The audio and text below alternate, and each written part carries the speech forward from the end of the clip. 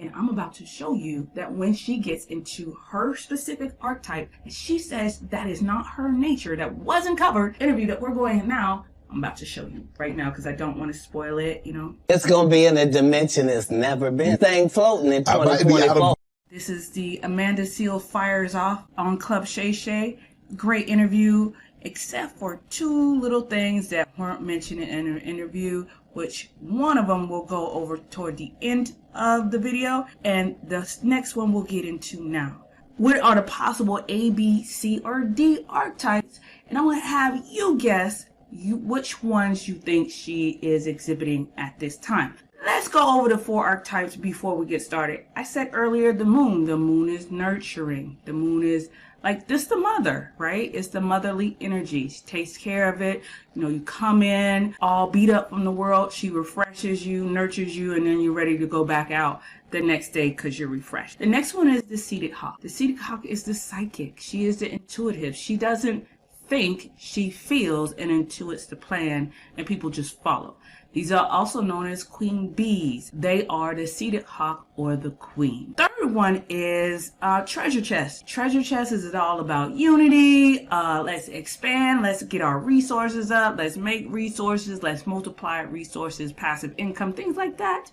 And then the last one is the one that all women love and adore. It is the Oshun of everything that is holy and sacred. It is Elegant Rose. And that is the one that is the sexy, the one that is sensual, the one that every men just adore and allure. You know, she gives pleasure with ease and she receives pleasure with ease. Let's get into it and let me see if you and we can decipher what type of archetype she is using on this first segment. Each segment is going to have 2, so this is the first one. I am delightful. What did you do? I arrived. Okay, you arrived, okay, you're inside. No, so here's how it went. So, because Hollywood is just so inundated with whiteness, there was this conglomeration of folks that came together to say, you know what, we're going to have a black Emmys party. Because, you know, have you been to the Emmys parties? I've never been to it. So, like, they're just, you know, they're just very blah. Like, it's just a bunch of people sitting around like, am I right? Yeah. Am I right? Oh my God, Kirsten. Like, that's the vibe. Yeah. But, you know, when we party, we want to have a little bit more fun to it. You know, culty nice. So in 2018 was the first one where they had a Black Emmys party. So basically, it's like everybody who done been to all them other parties, come in this one. Yes. And I went to that party with Jill Scott. And one of the people that planned that party was Issa Rae's publicist. Okay, so that's the first clue. The first clue is like, we're in here in Hollywood. This is the party scene. But we kind of want to spice it up. We want to do something new and inventive and exciting, and just for the other representation of Hollywood, which is the black party. So let's gather together, right? Let's develop in unity. Is it kind of like, okay, well, we're expressing unity, or she's nurturing, or let's make like which one of those archetypes that she's exhibiting that they did not touch bases on? Okay, here's your second clue. In my sophomore year of college, I was put in a suite with 7 other women. And the day I got there, my name had been ripped off the door and fallen on the ground. Ooh, I didn't even know. She must went around black. And 2 weeks in of them not talking to me, I said, listen, I'd like to have a Friday night where I buy a bottle of tequila and we all just sit around and y'all can take shots and tell me why you don't like me. Oh, that's good. And everybody's reason was, I don't like you because you think you all that. I don't like you because you extra. Okay, so wait, I think it's still. None of that shit. So she's trying to bond with these women. She's trying to establish unity. I'm literally just trying to. But they formed this opinion of you prior to leaving. Like, I'm just trying to exist. I'm literally just existing. So her thing is, okay, I see this is a problem, so let's get together and bond in unity. You know, make this a collective, like grow as a sisterhood thing, so we can get our resources up, so we can get our. Before you answer, think about it, because the moon is about nurturing, caring, generous. Well, she did show generous traits. Submissive, maternal. Seated hawk is about psychic, intuiting the plan, right? I got the blueprint, you guys just follow, I delegate, right? Elegant Rose is the sensual, beautiful. I give pleasure with ease, I receive pleasure with ease. Artistic, singing, joyous, nice, soft? Or is it treasure chest, unifying, prosper, social, trying to be social, earthy, matriarchal, very community driven, like let's get together, let's get to sisterhood? This archetype, or in this segment, which archetype is she exhibiting? Make your choice now while I go set up for the next one. You should have guessed. So if you guessed treasure chest, you are correct. That is exactly what she is exhibiting right now. Okay, here we go. We're doing a review of Club Shay. This is the segment 2. We're talking about what, although this was a fantastic interview, she went all into it. She went all about her career. I didn't know she was like she's a lifer. She started in Hollywood when she was young, had a sitcom on Nickelodeon. She's a gymnast, and she's still in Hollywood now. So since she was young, about 13, all the way up till now, Amanda Seale has been in the Hollywood scene more than most. If you check out this video that we did, or the actual review, I pulled up some of the shows and the movies that she's done before, so you can see a little bit about her. But the two things that was missing in this interview, one which we're covering now, and the other one which I'm going to cover at the end of the video, is her different archetypes. We've already crossed treasure chest off the list, so we have 3 more archetypes to go. Can you figure that out? And can you use the clues to see how strong or not strong her particular archetype is? Funnily enough, no. You know what the parent-teacher conferences are about? What? Amanda is sticking up for other kids in the class. Amanda is correcting me. Like, I had a teacher, Miss Schwank, who called a conference. Okay, so Amanda is sticking up for other kids. Amanda is correcting me. So that's the clue number 1. The second clue, which I'm about to get set up right here, which I don't want to give it away, but I kind of did if you were paying attention. So let's get into this one. You're too smart to quit school. We're going to figure this out. And I told her, like, I'm not going to stay here on some bullshit. And she found out that I could create my own major. And what? So, in order to create your own major, you had to connect 2 schools of study. So there's like the School of Natural Sciences, the School of Social Sciences, the School of Theater, Arts, and Film. And so I had already had 32 credits for my freshman year in acting. But all I cared about was learning about Black history because I had never been taught it. Like, you know, I mean, you learn about basics. Yeah. But within my core classes, I got to take Harlem Renaissance. I got to take, you know, African American women writers. I got to take, you know, African American History 101. And you're just like, you feel like you have been. You do a deep dive. Yeah. Deep dive. You feel like you've been betrayed. Yeah. Okay, so the thing is that she said 1, feelings. So she was in her feelings when she was talking about this. And 2, she was thinking, okay, I'm going to create something that's never been created. So she pulled it out of the ethers, right? So pulling things out of the ethers to create something new, to intuit a plan. So her thing was to codify or make it so that hip hop and rap, an academic or a culture or a standard, you have to have a level of authority. How do you have a level of authority? Just how she's sitting now. She creates it. She establishes her degree. She writes some books on that. And thus you establish what is or isn't authentic. So if you guys like what you're hearing right now, go ahead and hit that like and share button. Go ahead and hit the like and share. Also, give me a thumbs up or follow me. 10 seconds, but I didn't want the video to freeze. Conversation before the show. And you know, the 48 laws of power is because of their own blind spots. And I'm a very, very emotionally intelligent person, and so a lot of times I end up having to do the emotional labor for other people to get us through. Right. It's exhausting. It's exhausting. Can I ask you this? Okay, so with this one, it's 2 archetypes she's exhibiting, but you had to kind of look at the other clues. Creating something from nothing. Creating, being artistic. Doing it as a blueprint of what is an authority to use for later generations. Here, she's talking about using the 48 laws of power in order to establish an authority so people don't feel threatened. So she's switching her place from being a front figure to being behind the scenes as authority. Be like, hey, you know, you are actually the queen. This is actually your show. You're the greatest. Let's go forth and do great. Let me know how I can help you and how I can serve you. We're on the same team, right? So she's like in this case, she's the bishop in the chess piece, because she's orchestrating what is the best course of action, an advisor to the king, an advisor to the queen. What do you think which archetype she's exhibiting? Let me tell you the choices. So we already did treasure chest, so it has to be under the 3 other choices.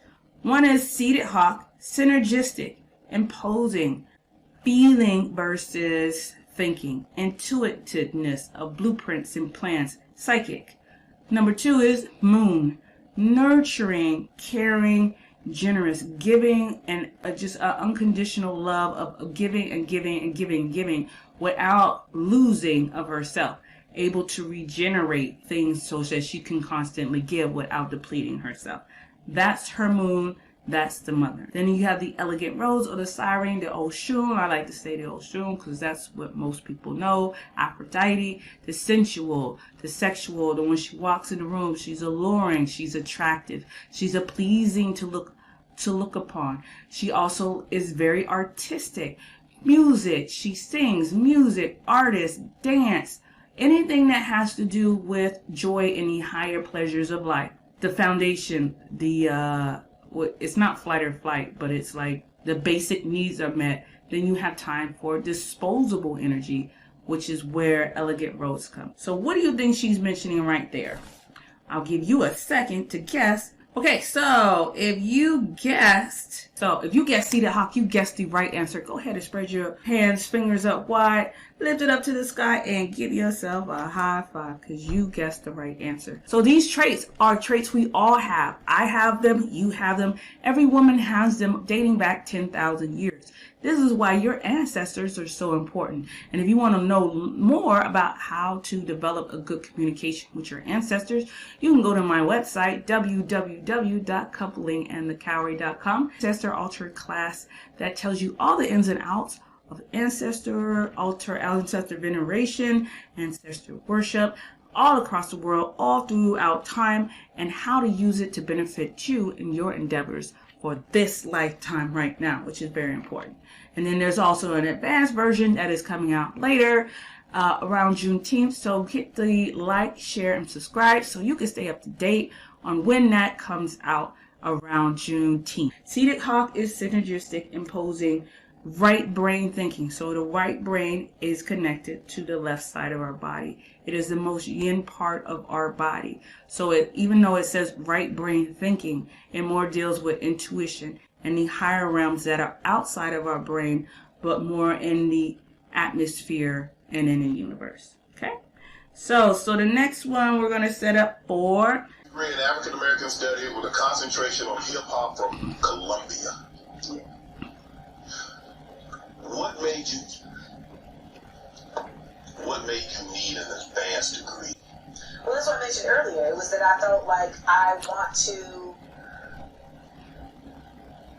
be a voice of liberation, and I want to use my art to do it. Voice of liberation. So I want to, be a voice of liberation. That's the first one. So, in order for Black culture to continue to thrive and grow, it has to also be protected. One of the ways... Pause. That's all you needed to do right here. And what is the job of one of the archetypes? Like, I'm going to, nurture you so that you are growing, you are thriving. The culture gets protected as it becomes academized. And we saw that happen with jab. So she said that, okay, I'm going to finish that story. Establish what is and what isn't authentic to an actual part of academia, right? Hip-hop. Okay, so she said I needed to do this in order to make this a growing and thriving thing. And in order to do it, you have to establish an authority. In order to establish an authority, you have to codify things. So that is what she did. Her whole purpose was to spearhead growth. That is the clue. I am very connected okay, here we go. to, like, I'm empathic, I can feel, I'm very connected to just nature, to the vibration of things, because I want to be, but also because I'm an artist, right? Like, I can make something from nothing. Like, there's something that is really unique in that ability to do so. So this part is important, but the making of something from nothing and an artist isn't, it's kind of a blend. So this part kind of like pushed to the side because it'll kind of throw you off. Me being silly. About someone who is able to read you, it's not like it's not that they're dealing with dark magic, it's that they are able to. Oh, so she's talking about the psychic. But the thing that she said before was the earlier part. Able to see a need and fill it. Provide a nurturing way of life so that you can grow and thrive, right? Nurturing and caring. So which one of the archetypes do you think she's exhibiting? One is Moon. Moon is nurturing, caring, generous, submissive, maternal, nurture what is growing, construction, and family. 2 is Seated Hawk. Synergistic, imposing, intuiting the plan, feeling the plan. Number 3 is Treasure Chest. Unifying, prosperous, earthy, matriarchal, constructing of community. And number 4 is Elegant Rose. Sensual, joyous, artistic, arousing, carefree, giving and generating pleasure. Which one do you think it is? All right, so if you have guessed it as the Moon, you are correct. She is being very nurturing in this because she understands that this type of thing needs some type of growth. It needs some type of... So that is her Moon energy. That's how I talk. I talk just like that. But I'm from a place in Orlando where they want me to talk like this. And if I don't talk like this, then I'm not feminine. If I don't talk like this, I'm not sweet. I'm not kind. And it's like the amount of effort it takes for me to talk like this. It also just not who I am. Right. Okay, so I have this posit, and this is where I wish that she would review her interview with Shay. I think she would get a lot of insights on how she moves and shows up, and it could be very helpful. Because in this segment, she's soft, she's sensual. The girl is decked out, okay? Her makeup was flawless. Her makeup was flawless. I watched this for the whole 3 hours. It didn't see no sweat. I didn't see no smear. I didn't see no red lipstick on her teeth. I mean, her thing was flawless. The red lip is very attractive. That's another clue. She wore red. Red is a very attractive color. As a red lip, it's sensual. It makes it sensual. So the second part, though, is she was like, well, I'm just not like this. And I'm about to show you that when she gets into her specific archetype for this particular archetype, this one archetype, she says that is not her nature, that wasn't covered in the Club Shay interview that we're going now. You'll see the mannerisms of her. I'm about to show you right now because I don't want to spoil it, Because I'm an artist, right? Like all you gotta do is say what you feel, let me undress you, baby. So he's telling you. So we're in Atlanta, and I had a solo song that I would sing. It was one of my songs. So as you can tell, that is the same soft voice which she said in the other clip ain't her.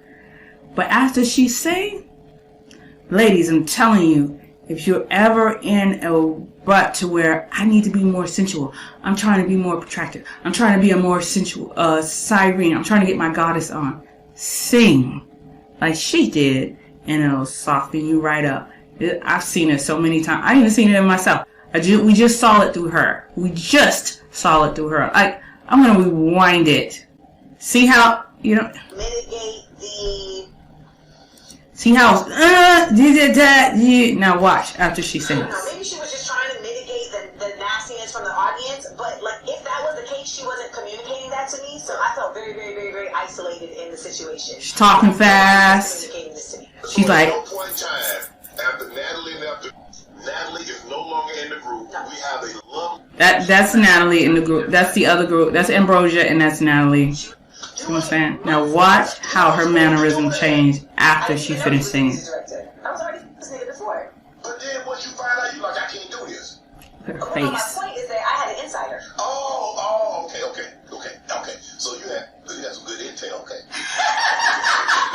So we gonna tell you everything. All you gotta do is say it. So he's telling you. So her hands are in her heart area and she is projecting out.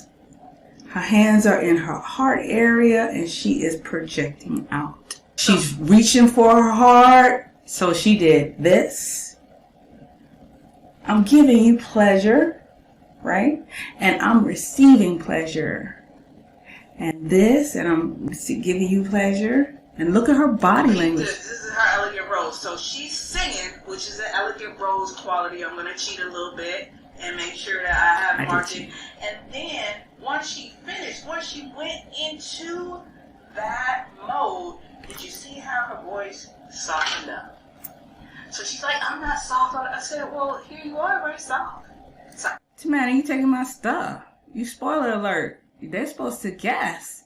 And you just gave them the answer. So if you guess elegant rose, then you are right. She is exhibiting sensuality. Her makeup is flawless.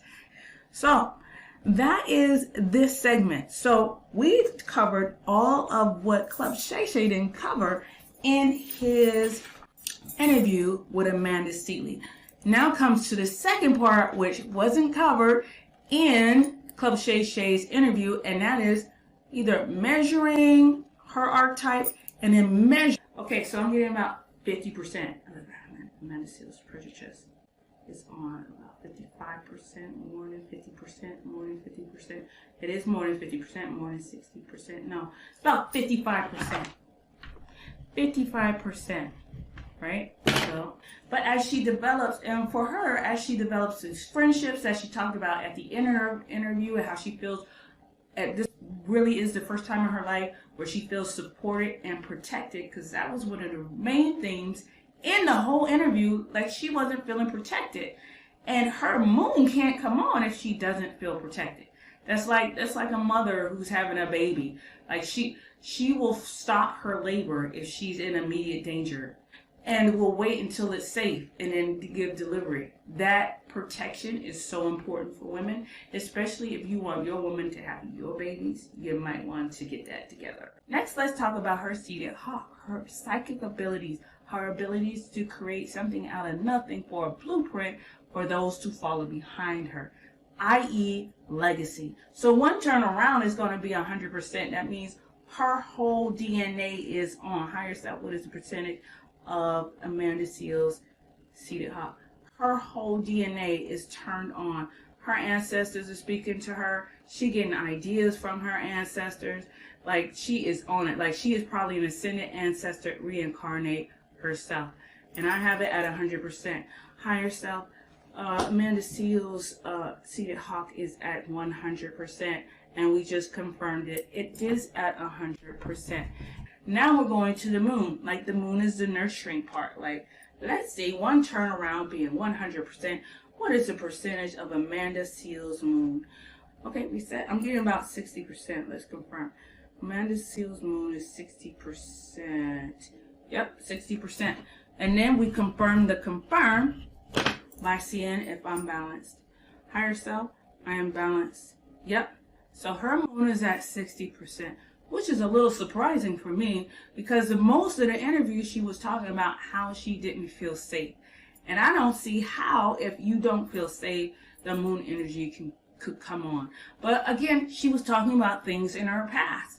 What was not mentioned in the present wasn't until the end of the interview, where she said she feels now more safer than she's ever been before, because she has now a group of people who are around her that support and love her and keep her protected. So good job. 60% is pretty good. So the last one is her elegant rose, her ability to give pleasure with ease and to receive pleasure with ease, to be artistic, flow, sing, artistry, express yourself, creative expression. If you're an Oshun, you know anything about Oshun, Aphrodite, or Venus, this is that type of energy. This is that type of archetype. What is the percentage of the Elegant Rose Amanda Seale's archetype? I'm getting 100%. Wow. Higher self, show me my yes. Higher self, show me my no. Higher self, I am balanced. So I'm a little surprised about that one too. We got 100% for her as her Elegant Rose. So I got to give shots out to Amanda Seale, because her Elegant Rose is on point. I'm going to mention it right now. That wasn't covered on Shay. That was so important. And that is spiritual hygiene. Spiritual hygiene is what operates in what we can't see. So we live in a 400 to 700 nanometers of light that we can actually see. But we still got all this right here and all this right here that we can't see. And one of the things that we can do to keep our spirits high and to keep things on the right plane and manifesting is operating certain frequencies that give us the frequency that we are missing at the time, i.e. colors. So we know right now that we can take a dowsing rod and douse what color where we're at now and where we need to be.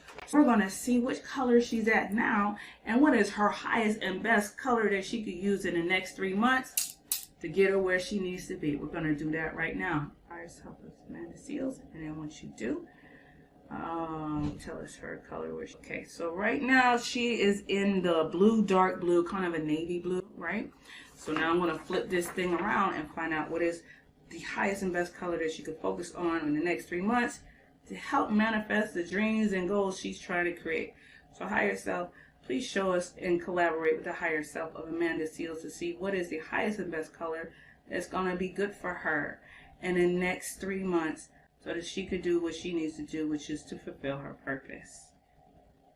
Does she need to step up a blue just a bit till it starts to become purple? I don't want to say navy blue because that's not it. A purplish blue. So let's give her purplish blue. And then I'll douse it. Okay. Purplish blue. Indigo. Indigo. Indigo. It's not indigo. Is this the blue that Amanda Seale's is really? Okay, so that is a good one. So let's see what the name of this one is. Blue copper ore is what the color I found for her.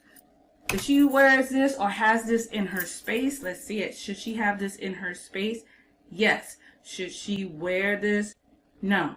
Should it be in her house? Yes.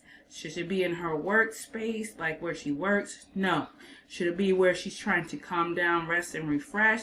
Yes. So we're thinking living room, bedroom, bathroom, if so needed to, meditation room, workout. Would it be workout room? No.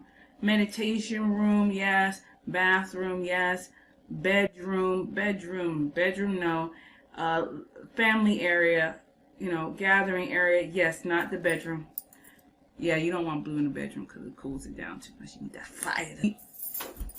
The two things, even though Club Shay interview was great, there were two things that wasn't mentioned that was very tantamount to Miss Seale's interview, which we covered just now.